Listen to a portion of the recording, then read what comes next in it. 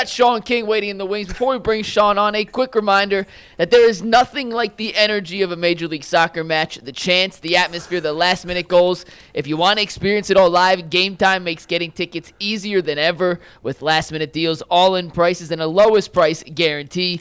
Game Time takes the guesswork out of buying Major League Soccer tickets. Plus, ticket prices actually drop as kickoff gets closer, so you can score amazing seats at a great price.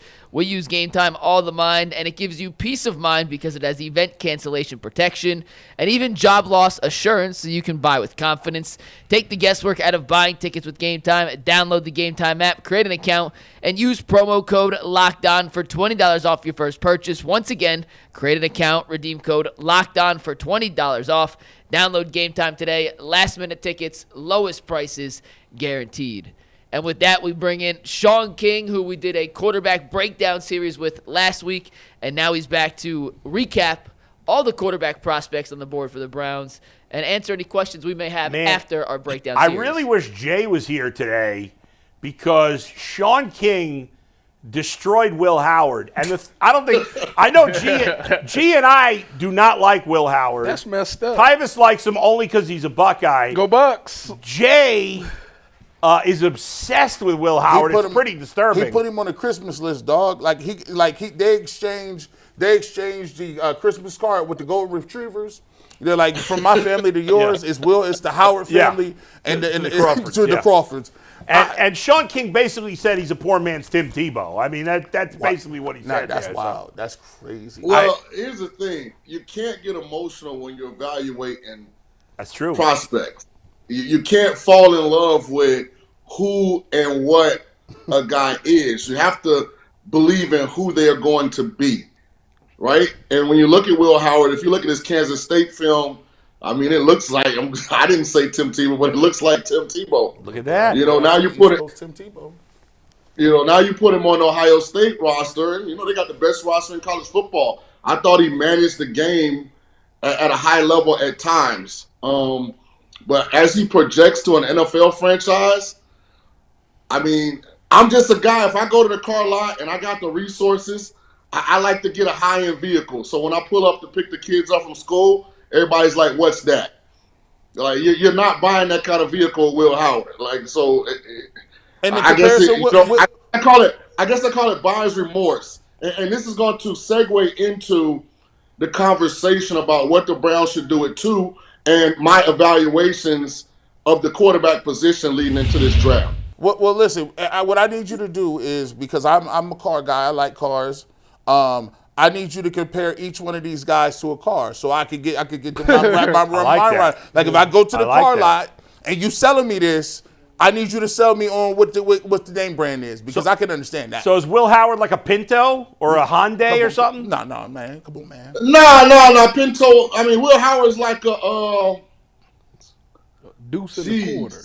See, here's the thing now. There really aren't any bad cars. They're just lower-end brands. What about Kia? Like a Kia? In 2025, the inside of every car looks luxurious. Right. That's true. You're right. Right. True. That's true. We got to go old school. That's why I said a Hyundai. They still make Hyundais? Hyundais, we got to start at the top and work our way down. Okay. Start low. You don't know where you're going. So Cam Ward was number 1 on Shaun's board.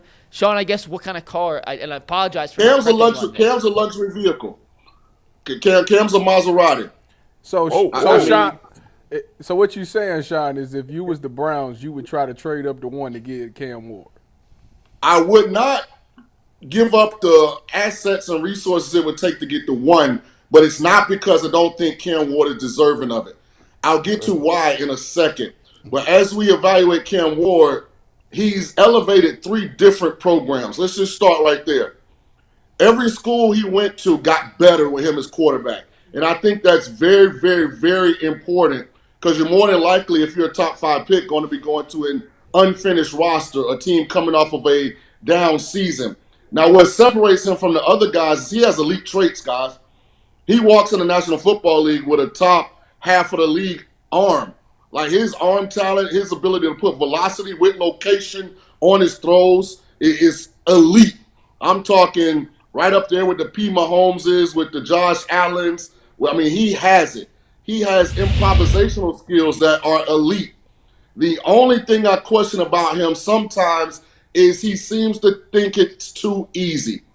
And there are lapses that happen, throws that are missed at times, not because he doesn't have the talent, just because, as you see in this video, see how he's falling away from some of these throws and there's no pass rush? Every now and then he'll do that in the game unnecessarily and it'll be an incompletion. But he's also showing you that even without great pass protection, I can make all the throws. He would have been, in my opinion, the second best quarterback in last year's draft behind only Jaden Daniels. Wow. See how they came up when they watched that film. Now, a lot of people are saying he under Michael Penix. I said, under no circumstances he under Penix. That's crazy. Yeah, he's better than Penix, and he doesn't have Penix's injury history. Dang. So he's a Maserati. Yeah. That's a high. He's a Maserati. Yeah, So Cam number Ward's two the real deal. To answer your question about the Browns trading up, there are a couple other Rolls-Royce caliber prospects that are going to be available at 2. So you don't have to be in the Mozzie to turn heads. If you show up in the Cullinan, you show up in the Wraith, just as many people going to look over there and be like, okay, I see you, big dog. They pull up in the Wraith. I'm stopping traffic, But and I'm those are getting not out. right. I see you, baby. Those are not so quarterbacks, though, Sean, are they? But here's the Browns' problem. Shedeur Sanders, in my opinion, is a Cadillac. I mean, nobody's going to be like, what you driving, but nobody's going to be like, oh, damn, I was waiting for something bigger. I wanted something bigger, dog. I wanted the Lambo truck. I love a Cadillac. That's because you a Tyler Shuck person. No That's Lambo why. truck for Shedeur. The Cadillac. No, and so this is what good teams view the draft as. The draft is an opportunity to acquire elite assets. Abdul Carter and Travis Hunter are elite assets. If Shedeur Sanders was not Deion Sanders' son, I'm telling you, he would not have a high first-end grade. And this isn't me hating. I hope the kid goes number 1. I wish him and Kev could go 1A, 1B. I want them all to be successful. But I've got to be fair about the evaluation. He doesn't have elite arm talent. He's not a plus athlete. He doesn't throw the ball with anticipation and timing on a consistent basis. When he does do it, he's good, but he doesn't do it a lot. And so because of that, I don't think you can pass up on all-world talents like Abdul Carter and Travis Hunter to reach at quarterback. If you look at historically what's happened, and this is going to bring me to Kenny Pickett, guys that are overdrafted never really succeed in this league the first time around. If Baker Mayfield had been a middle of the second-round pick, he might still be the starting quarterback for the Browns. But because he was drafted number 1 overall, he was always held to that standard. Well, let me ask you this, Sean. If I remember correctly, you had Shedeur and Shuck tied for like your second best quarterback in this draft. Is that correct? Yeah, I think Shuck's more talented than Shedeur, but Shedeur's got more tape. So let me ask you this: in a perfect world, if you're the Browns, would you? I'm going to say Hunter because I'd rather them take Hunter. If they drafted Hunter and then say traded up to the back end of the first round to get Shuck, if they felt like they had to, is that a perfect draft for the Browns? No. Okay, what's because of what you got to give up. Because when you trade back into the first round, see, everything has a cost, right? Why doesn't G. Bush have 2 Rolls Royces? Because there's a cost attached with buying a Rolls Royce, right? So if you're talking about moving back into the first round, what are you giving up? Are you giving up a 1 next year? Are you giving up 2 2s the next 2 years? Like, you don't just get to move up and it not cost you something. So I say that to say this. When you overdraft a quarterback, they very rarely live up to the expectations. But a lot of those guys do much better their second opportunity at starting in this league, i.e. a Baker Mayfield, i.e. a Sam Darnold, even though it wasn't his second time, but it was a future opportunity after he had failed because the Jets overdrafted him. So now we get to Kenny Pickett. Kenny Pickett should not have been a first-round pick, in my opinion. He only was in college because of COVID. He was like that first wave of guys that got an extra year because of the COVID season. And now that he's gotten to go to Philly, learn behind Jalen Hurts and with Sirianni and Kellen Moore, now he's coming back to Cleveland. Here's my theory with these guys. Take a wait-and-see approach. Don't have expectations, just wait and see. A lot of people gave up on Drew Brees, remember, when he did not beat out Phillip Rivers with the Chargers. He went to the Saints, reinvented himself. A lot of people in Cleveland gave up on Baker Mayfield.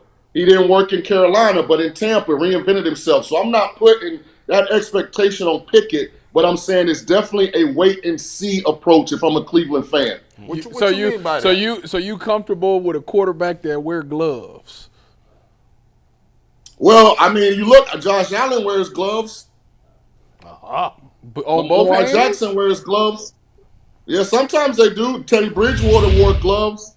I'm trying to. Like it's really just it's really a comfort thing more than anything. And you got to remember they're specializing these gloves these days. So it's not like the gloves me and you thinking about. Like you put your isotoners on and like, how can somebody throw a football with these? Like these are specialized gloves. No, Sean, I don't trust quarterbacks that wear gloves. You are old enough. You was wearing Newmans back in the day. You know what Newmans is. Oh, I didn't. Absolutely. I come from the sticks. I got it from the mud. Like, listen, that's why I don't trust any of the receivers is making these one-handed grabs. The ball 6 inches off the ground. Man, they got illegal adhesives on these new receiver gloves, man. So I'm with you when you're right, baby. All I'm saying is I'm trying to prepare the Cleveland fan base, like I always am, to do the right thing on draft day. And that's not bypass a generational talent like Abdul Carter or Travis Hunter. That's also not to give up a bunch of future assets to move back into the first round. Just sit tight. They still need an O-line enhancement, even though they acquired some guys in free agency. I don't think any of those guys are game changers. They still need elite talent at running back. If it's not Travis Hunter, they still need a secondary wide receiver to Jerry Jeudy. They still need help in the secondary. Like, they have a lot of holes to fill on this roster. Shaun, we know that you are a big advocate for Jameis Winston, and obviously he's gone to the New York Giants with Malik Neighbors, and I'm sure you think he's going to do great there. It's his guy. Make me laugh. Now, Shaun, you say you got to leave emotions out of it, but you get emotional about Jameis. You did? No, I don't. Yeah. Oh, I don't even think Jameis. I don't think Jameis is going to do well in New York. To be honest, I really don't. Why? So you liked him more in Cleveland? Yeah, I think it's a very similar situation. And you got to understand now, when you look at the Cleveland opportunity, that wasn't first game of the year Cleveland anticipated making the playoffs Cleveland that he took over. He took over. We traded Amari Cooper. We already knew that Nick Chubb wasn't what he used to be. Half the offensive line was hurt. I mean, this was mid to late season Cleveland where they threw the flag in. The problem with New York is they got a lame duck head coach and GM and not a lot of weaponry around him. In a division with Dak Prescott, Jaden Daniels, and Jalen Hurts on teams that are better. Like, what I don't understand is why my fraternity brother in y'all's division cannot just listen to what I'm advising. And I'm talking my guy Mike Tomlin and the Pittsburgh Steelers. They cannot evaluate the quarterback position. Jameis Winston was a perfect fit for an offense with DK Metcalf and George Pickens. And before anybody gets in my DMs and has some little sarcastic, response for me, listen to Pittsburgh's quarterback position since Ben Roethlisberger left. It's been terrible. Landry Jones, Mitchell Trubisky, Mason Rudolph, Kenny Pickett, Russell Wilson. But it was Duck Dodgers, Duck Rogers, Duck Hodges. Yeah. Hey, right. So I mean, so anybody that wants to get in my DMs, if you can't tell me that's an apple tree and I go bite into it and it tastes like, sour grapes or something, like, come on, man, it is what it is, right? And as great of a coach as Mike Tomlin is, they stink at evaluating the quarterback position. Well, that's why I'm disregarding your Kenny Pickett pick. I'm going to move right along like that never happened. Because he was on 2 lists. I don't like that list. I don't like that list. I don't like the Aaron Rodgers list. I said wait and see, G. Bush. I said take a wait and see approach. Hey, Shaun, what do you have to say about Jalen Milro? I see he's some guy that people think that Browns could take in the second round. You know, what do you think of his game? Is it going to translate to the NFL? What you think? Absolutely not. Not as a full-time quarterback. No. I knew his face. I see the way his face is looking. Absolutely. I told y'all he was going to say that. Y'all don't listen when me and Shaun talk on the why regular. Why you don't like Jalen Milro? He's the Because next. They say he the next Lamar. I like quarterbacks that can throw the ball from U to G Bush consistently and it be catchable.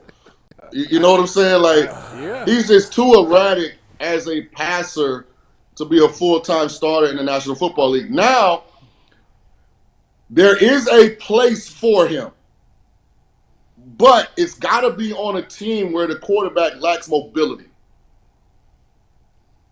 Because if you want a tush-push guy, if you want a red zone, short yardage, goal line package guy, then I think he brings a lot to the table. The problem is most of the quarterbacks in the National Football League now are, functionally mobile. You know where I can see Jalen Milro, really making, some leeway is on a team like the Commanders. And here's why. The only thing that seems that can derail Jayden Daniels from being like a first ballot Hall of Famer after year one is what? Injury. So if you wanted to take some of the wear and tear off of Jayden Daniels in certain situations, and I'm talking about 3rd and short, 4th and short, you want to run QB run inside the 5-yard line, but you want to run in between the tackles, like having a specialty role on that kind of team, I could see him finding a spot. Wonder what about Kansas City, Shaun? You know what? They want to get Patrick Mahomes beat up in those situations. Yeah, but they don't really QB run Patrick Mahomes. Like when Right. Mahomes runs, it's generally a called passing play. Yeah. And you don't want Jaylen in the game if you're intentionally trying to throw the football and want to be successful Fair on enough. a consistent basis. I That's not his strength.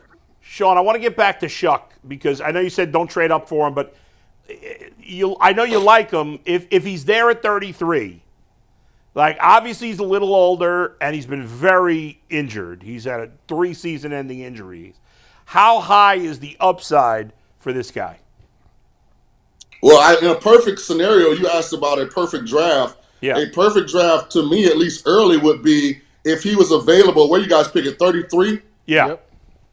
Yeah. If y'all could come out of that draft with Abdul Carter or Travis Hunter and Tyler Shook and allow him to organically compete with Kenny Pickett, to me, that would be a perfect draft because his injuries are bone breaks. They aren't ligament damage. Right. Like, they're things that can heal. And he has elite talent. The only thing about Tyler Shook that I'm critical of, and you got to really know what you're looking at, he doesn't always seem to be as mentally tough when it comes to standing in the pocket. Like I said what I didn't like about Shedeur Sanders. Shedeur Sanders is tough as nails. Like he will stand back there and take lick after lick. Tyler's arm talent covers up the fact that he's really trying to get out of the way on some of these throws. So he got to improve in that area a little bit. Because trust me, when you look at how Cleveland's O-line projects, whoever the quarterback is, he's going to be under duress, 40% of the time. So, but I think organically to have Shook and Kenny Pickett in an organic quarterback competition and have added Abdul Carter or Travis Hunter with the second pick, you would have to be happy. And then if you could, you guys have a supplemental pick in the third with your third, right? Yeah. Yep. Correct. If you could come out of that third round with Caleb Johnson from Iowa or Cam Scatterbo from Arizona State or Quinshawn Judkins from Ohio State, one of these running backs, these young backs, and I think you'd have to be happy with how the draft played out. And then get an old lineman maybe in the 3rd round too. Yeah. Maybe a tackle. It's not a great O-line group. Yeah, all right. It ain't a great receiver group neither. It's a deep tight end group. Maybe they get another tight end in the 3rd round. So let me say this. Matthew Golden is hands down the best wide receiver prospect in this draft. That's what I Wait, I got to clarify. Whoa. The kid from Texas. Do you consider Travis Yeah. Hunter a receiver? Besides Hunter, right? So Matthew Golden is better than Travis Hunter. Travis Hunter, what makes him a leading receiver, listen to me, G. Bush. What makes Travis Hunter a great receiver is he has maybe the best ball skills we've ever seen. I said that. I said the He same has thing. he has the best ball skills He I've go ever seen. attack But the when ball. it comes to full route running, explosion, in and out of breaks, Matthew Golden the total package. I got Matthew Golden as a smaller version of Jamar Chase. That's how good I think he is. Why Gold's production ain't where it's supposed to be? Because he's got a little putt on Quinn Ewers throwing him the football for 3 years. I'd argue this. So are you saying Matthew Golden's going to have a better first year than Travis Hunter? Depends on where they end You up. can't say that till you find out where they go. It's unfair to make that comparison until you find out where they go. Ain't he projected to go to Dallas? Who? Matthew Golden. It's mock drafts. They have no idea. They're just Golden played his first 2 years in Houston, by the way. He only played 1 year with Quinn Ewers. Just throwing it out there. And Houston didn't have a quarterback as good as Quinn Ewers. They were terrible. That's why Dana Holgorsen got fired because he couldn't figure out the QB position. Hey, G. Bush, here's what I mean. I didn't want to not answer your question, but because the quarterback's going to play a role in that success, until you find out where they end up, it's hard to, you know what I mean, honestly answer that. He might end up somewhere. All I'm saying is, here's the thing. If you get somebody that works Travis Hunter the correct way, Travis Hunter can be super dynamic day one. But you got to have the right coach. Do you view Travis Hunter as a day one two-way player full-time in the NFL? Now listen, with his full, I see him. I see him starting as my nickel or wherever I need on third down. He's my third down dude there, and I see him playing maybe on second and third down at receiver. So here's my eval. So here's my eval of Travis Hunter. When he got to Jackson State, people said, no way you can play full-time both ways. He did it. When he got to Colorado, people said, no way you can play both ways full-time. He did it. So I just think he's such a once-in-a-lifetime athlete, and I'm not saying it to be cliche, like I'm being 100% factual here. You have to allow him the chance at the beginning to be a full-time cornerback and wide receiver. At least while he's young. Because I feel like we've never seen an athlete with his skill set. Like, we really haven't. A receiver that has those kind of ball skills, is willing to tackle, and a cornerback that can cover like that also has ball skills and route running ability, like we've never seen it combined in one. And he don't drink, he don't smoke, he lives, eats, sleeps football. All he does is play video games in his free time. So, I mean, he's going to play full-time both ways. And just because of that, I think there's some, I guess, wait and see you got to take with Travis. I mean, to see Kenny really do it from the physical wear and tear, like just the collision side of it. Do you think that if he does decide to play both sides of the ball, that it will shorten his career? probably. Let me ask you from a different angle. Is he capable? Is he capable of being the first offensive and defensive rookie of the year in the same season? Yes. Yeah. And if he could do that and his career is shorter, does it matter? Yes. No. I'm using him up. I'm using him up them first 5 years. Yes, it does. I'm using his If reps. you're Travis Hunter, would you rather have 7 legendary years or 7 very good years and then 3 so-so years? Depending on what Legendary. Depending on what I'm trying to accomplish. Give me the Bo Jackson years. Everybody said nobody could do it in baseball, and now Shohei Ohtani's one of the greatest players of all time and is the best player of our generation. Yep. I know it's a more physical sport, but you know what's interesting about Travis Hunter? He's almost got exposure fatigue. yeah, We've seen him too much. I think you're right. Shedeur. Right. We've seen him so much. Guess what? Nobody's talking about that he won the damn Heisman. As a defensive player, as something we ain't seen. And think about it, Sean. It wasn't like Charles Woodson played a couple snaps. Champ Bailey was playing a couple snaps. This man was lining up like no. We've never seen it. We've never seen it, G. Bush. If the Browns draft him, I hope they give him a chance. He was the best cornerback in college football, and he caught 94 passes on offense. Sean, I'm a D lineman. Anytime I know, here's how I know a corner is good. When they get in that technique and they be bailing really quick and they ain't even playing man, he off covers bailing and he's still jumping routes. How do you jump routes in the deep third? Like, I'm like, bro, he baited a dude and was like, yeah, I see you in the flat, I see you. I'm breaking on the ball. I'm like, bro, how does he know he's throwing that? He's in no man's land right there. I ain't never seen nobody jump that. Great instincts, right? You're talking about a guy that had one bad game in his entire college career, and that was against Stanford. Yeah, the dude from Stanford gonna make some money off that. He was easy. Yeah, that's the only bad game we've seen him have. Like, Shaun. So you're gonna pass up that to reach a quarterback? I don't know if you can do that. You see what I'm saying? Yeah, Shaun, great insight, man. We appreciate it. As always, bro. We'll talk to you again soon. All right, I love you guys, man. Love you, Enjoy Shaun. your summer. The weather's finally getting right. And keep a shirt on the beach, fellas.